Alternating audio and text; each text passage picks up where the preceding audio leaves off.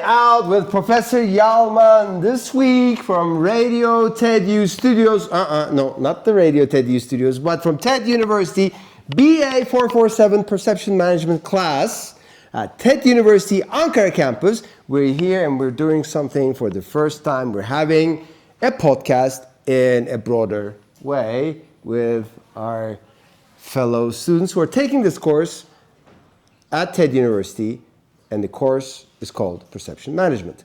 Today's topic is a bit interesting because we're going to be talking about perception of love from different perspectives. So we're going to be talking about the perception and the relationship of perception with perspective. And I want to start, as usual, the way I do in class as well, with a question. From where you sit, which one is bigger?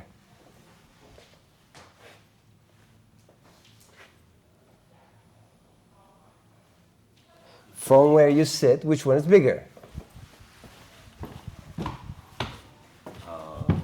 The one in the left.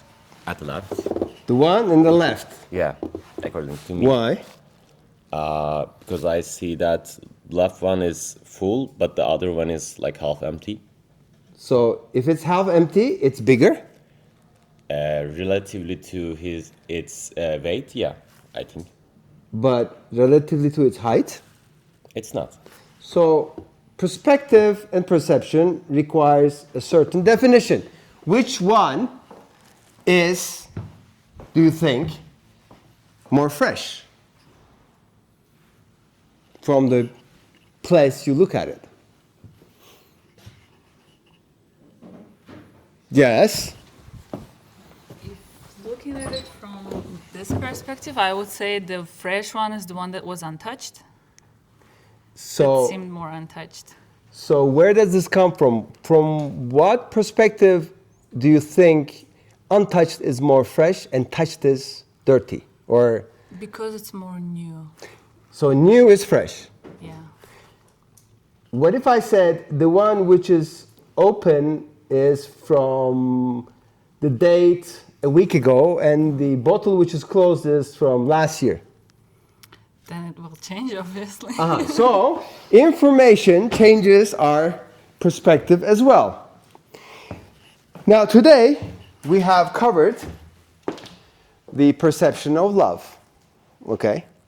So you gave us different perspectives.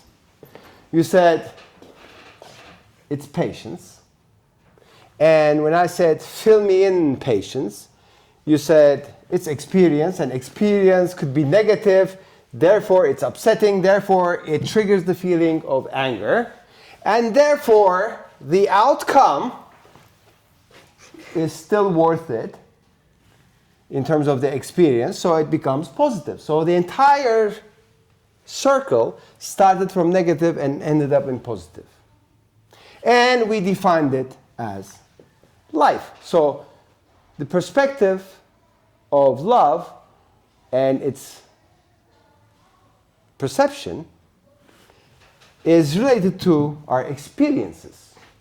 But then some other person said it is a delusion, because we are built into this delusion of we need love, so we are in peace and harmony and happy, and this is a delusion. And then we were introduced to the fact that it's dopamine. And dopamine we need, biological and psychologically, so it's the highest level of happiness, and it can become an addiction. And this addiction in return can lead to fear because of a possible of loss, and therefore it's toxic, therefore it's destructive. But when I asked, if we start over here, can we sort of recircle this into a positive level? We came into the conclusion that we could. And then some other friend of ours said it's control. And control was defined as time management because of the time management or time allocation to our loved ones. And if we cannot manage time properly, then the stress level kicks in, and then the idea of not being enough kicks in, and then that could send us to either being single or married. And the fear here is to be single if we cannot manage time. So we need to control. Some other friend of ours said it's passion, and passion is positive and it leads to curiosity, and curiosity is still positive, and we can be looking at similar and exciting things which could replace love, but all in all, we need balance to close the circle to passion, and if we don't have any balance, then we can go off and relive this again. And some other friend of ours said that it's self-guilt. And self-guilt actually should create a certain fulfillment, but also creates expectation, and it ruins actually the perception of love. And this actually requires a change, or a chance, I would say, okay, through a change of perspective. But to do this, we need to live it momentarily, and this momentarily living state takes us to a possible no fulfillment. And this no fulfillment takes us to the other friend's offer, which was perception of love, from her perspective, requires consistency. And when we talk consistency, then we talk about trust, hope, and search of safety to be harbored actually because of not having and because of needing. And it goes back to the circle. And if we can manage the circle, then we can identify love. So this is, in a nutshell, a map of love from different perspectives of perception. Now, a couple of questions.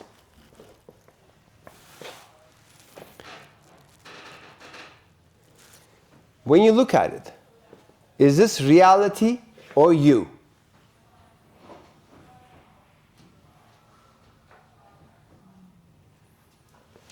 You're shaking your head, so I'm coming next to you. Is this reality or you?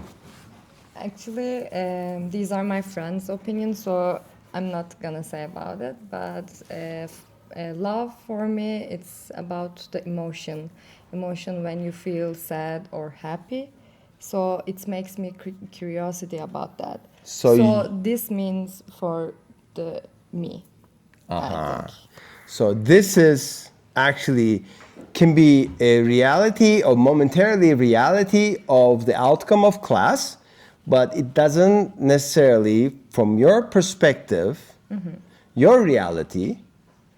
So when you look at it, you see, to be able to see you in there, you would need to put the phrase emotion. Yeah. Okay. Hocam, whose reality, you ask? I think it's all reality, but it's for each person, different reality. Yeah, but that's why I'm asking is, what do you see, reality or you?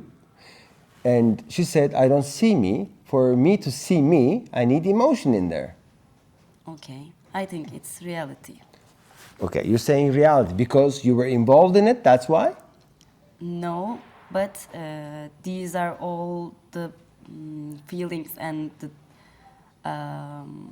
opinions that we shared. And for example, let's say the third one, this is not my perception of love, but I also find something similar with my opinions and emotions, and that's why it becomes reality at some point. So for you, a perspective to become reality, it needs to be not just you, but shared. Yeah, of course. Yes, of course. So to be shared. Okay. Another question of perspective is, I wrote my questions here this time.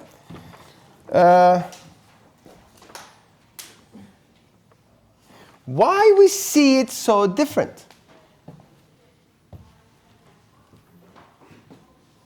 What we see here, why we see the perspective of love in terms of perception so different? Yes.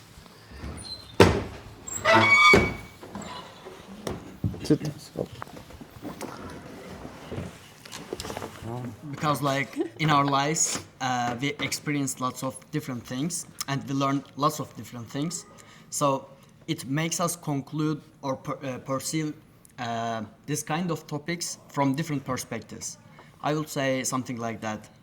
So angles that we experience in life makes us perceive things from a different perspective. It's not just looking and seeing, but it's also living.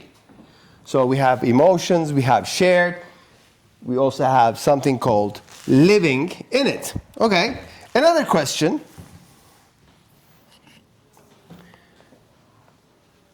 For this, I need somebody who just came in. I need you. Yes. Can you come down? Now, I want you to look at the board from there. Okay. Just from there. Okay? Study the board, please. And you were absent until that time, so it's very good. Okay. Now come with me.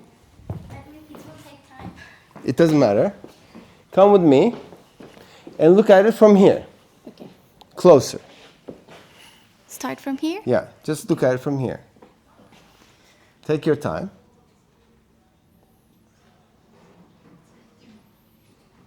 Not having. What's delusion?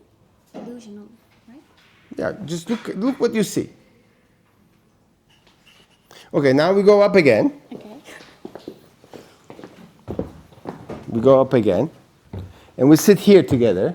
Was it different what you see from a distance and you see from close by? Of course. What? What is the difference? What was different up there? What was different down there?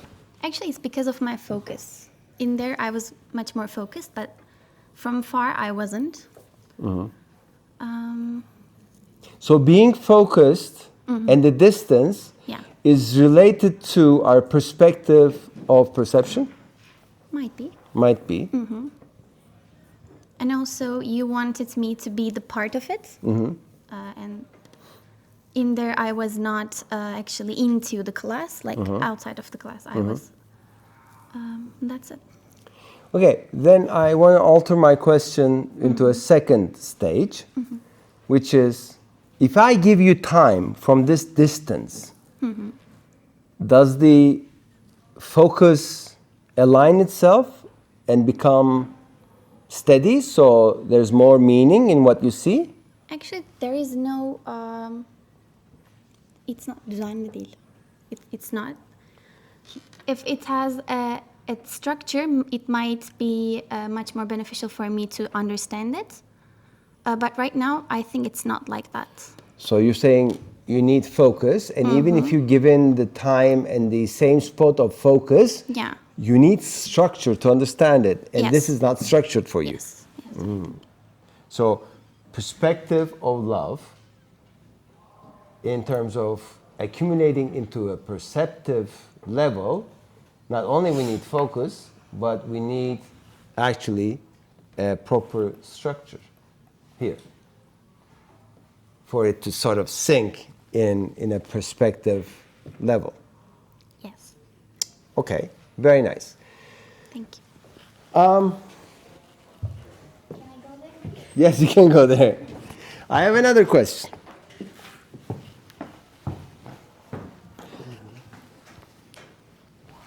What angle do you see this? Is this 90 degrees, 180 degrees, or 360 degrees? I would say 360 degrees. This is 360 degrees. Oh, no. Oh, okay. No, I understand. Mathematics, trigonometry. Is this 180 degrees, 360 No, degrees? this is or 180 degrees from left to right. And you're sitting at what degrees? Like, in a way, like you're here, like 60 degrees, in a way, or 45 to 60, Kind of 60. Kind of 60, okay. Why isn't this 360 degrees? Why can't there be something behind? I know you don't see it. Yeah, that was the answer because there's the wall or there's this board. I cannot see behind the board, so I only see that side that is visible for me. That's directly looking to me. So, on the reality or the perspective can be only measured by what we see.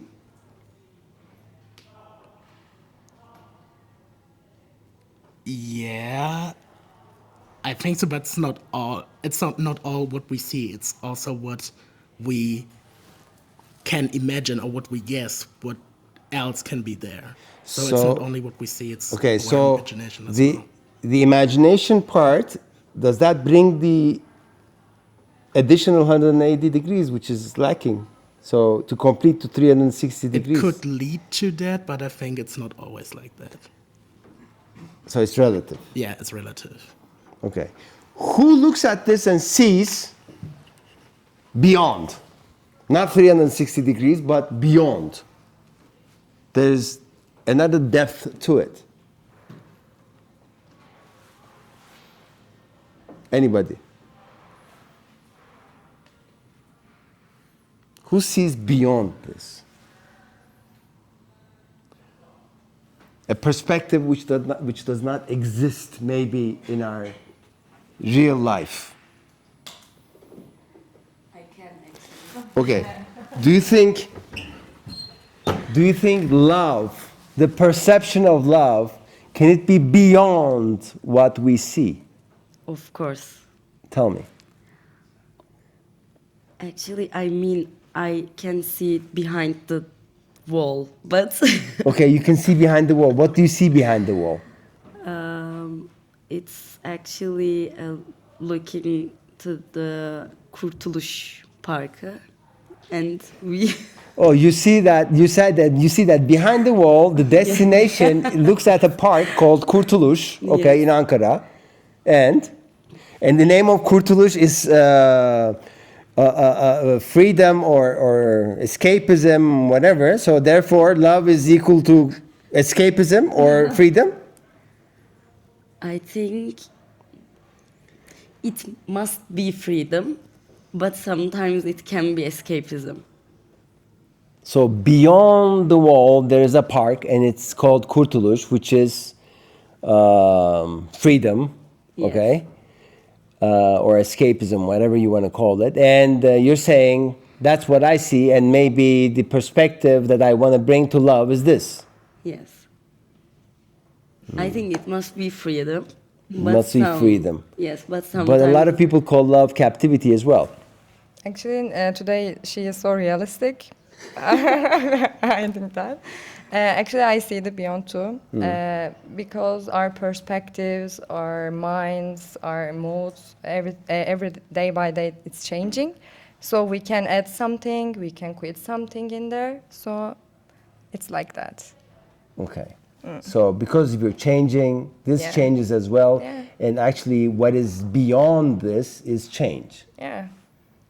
It's also equal to time, actually. It's also equals to time. Yeah. So we have time parameter in here as well. Okay, when you look at this entire thematic of perspective and love and perception of love,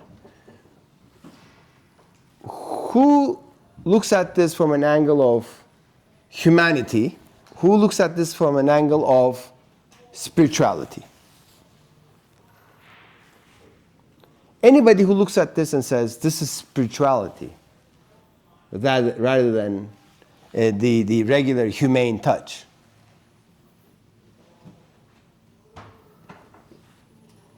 Any spiritual sights here? Anybody? No? We're all very, very flesh and blood here. You must have an idea. Do you see anything spiritual here? I think we establish an environment with thoughts or experiences or something in that way, and after that maybe we can create a perception like this. But I don't have something like that. You don't have something like that. Nothing spiritual here. Sometimes maybe, but I really try to avoid those sort of thoughts. Okay. Avoidance. Okay, now, as you can see, on the board, you're there. But then, when I ask the question, are you there, or is it what you see? To include yourself, you put yourself there with your thoughts. When I say, do you see beyond, you bring a different angle, which could be rounded up to 360 degrees, or beyond to thematics, which is beyond the wall, and you look into certain results. When I ask the question, spirituality, in terms of avoidance, you don't want to tap into that waters. So there's so many different perspectives. And that's how we perceive in life. We only perceive through our own perspectives. To put all these perspectives into a self-satisfying, accumulating plan, you need to establish your own formula. And this formula comes from the words which you use the most, which are dear to your heart. The more you use words which are dear to your heart, and you spread them on a piece of paper, and you select those words and put them into a mathematical formula with pluses and times and aboves and divisions, whatever, you see a structure there. And that structure actually holds within certain objectives for your prospective perspective of perception. Each word in that formula can be identified as an objective. And each objective, therefore, would require a performance criteria of XYZ. And every performance criteria would require some actionable steps. And those actionable steps, in order for you to follow, need to be put into a quarterly, yearly calendar, which you test yourself, follow yourself, and implement, which would lead to self-disciplining. Perspective can be self-disciplined. Therefore, perception can be actually a discipline of area which you put yourselves into the work of thematic of who you want to become. But for that, you need actionable steps. Those actionable steps should feed your performance criteria. Those performance criteria should feed your objectives, and the objectives have to come from your formula, and the formula has to come from the words that you use a lot, which are close to your heart. Then these kind of things start to make sense, and you will start putting yourself into the perceptive levels that you want to enjoy in achieving results, like going through an interview and getting the job, or having a date and going out, or getting your diploma and getting accepted to a PhD, or going into an interview at a citizenship, possible citizenship interview and getting the citizenship of that country, or most likely a self-fulfillment achievement of where you put your self-esteem in life. So it could be mutually enjoyable, your perception level, but it could be also self-esteem esteem which will bring you a certain level of merit in your own psychological and spiritual development. And that, as you said in your explanation, could lead to a psychological performance where you even can perform the desirable amount of money inflow or life expectancy or health longevity for you. Because perspective of your own perception, once it becomes in your hands, especially in situations like love, money, health, okay, then you start actually controlling your own time in life and your angle of seeing in life rather than just looking at things.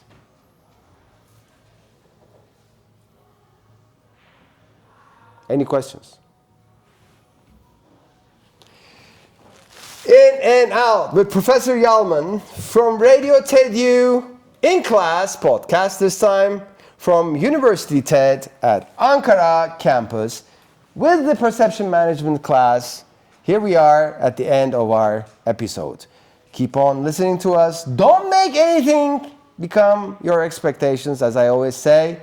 And thank you to those 23 countries who are listening to us through Spotify and through our network of RadioTEDU.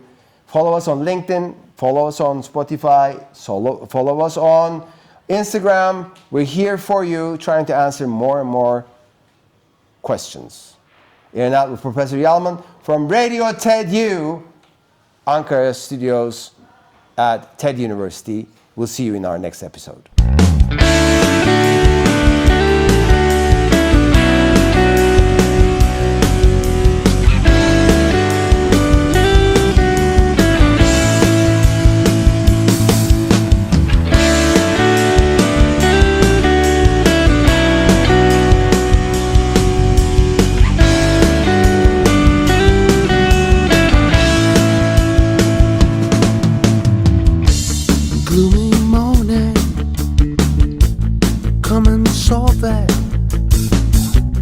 In that call I reached you, you were soothing.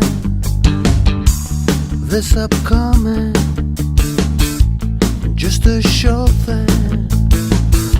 I put my soul and flesh in it. You must say